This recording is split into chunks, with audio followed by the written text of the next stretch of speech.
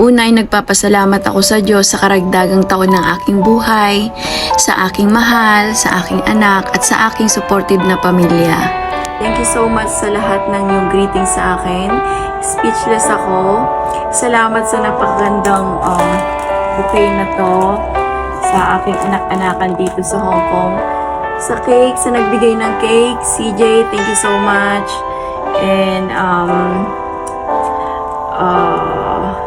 kay Kuya Benji sa time mo na pagpunta dun sa celebration ko, I really appreciate it. Sa nagbigay ng shoes,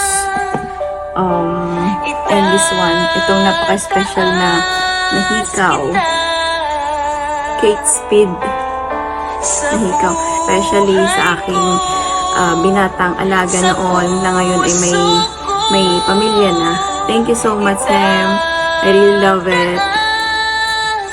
Wala na akong may hiling pa. God is so good. And